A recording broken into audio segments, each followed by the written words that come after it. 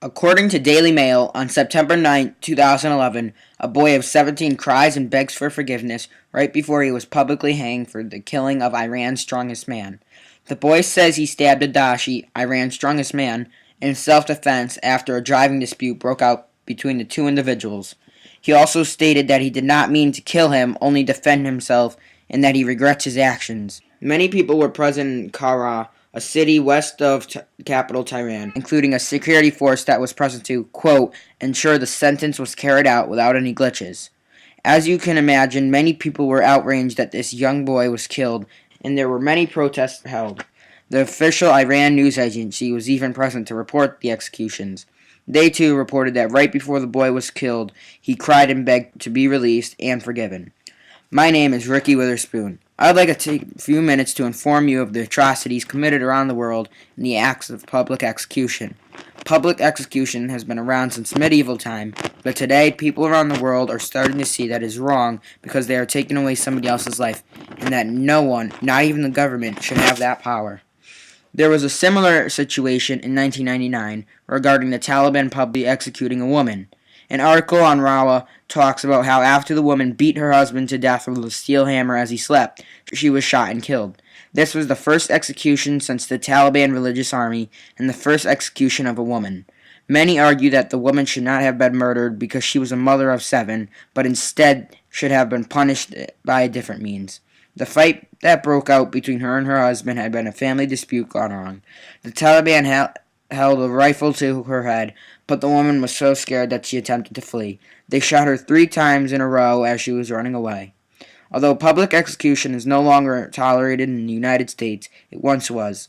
On August 14, 1936, America held its last public execution. Rainey Bethia was sentenced to be publicly hanged in Owensboro, Kentucky. On August 14, 1936, after he raped and murdered a 70-year-old woman in the midst of a drunken burglary. Reports came from all around the country, even as far as New York and Chicago. Along with the reporters, 20,000 people were reported to have attended. Rainey was reported dead at 5:45 a.m.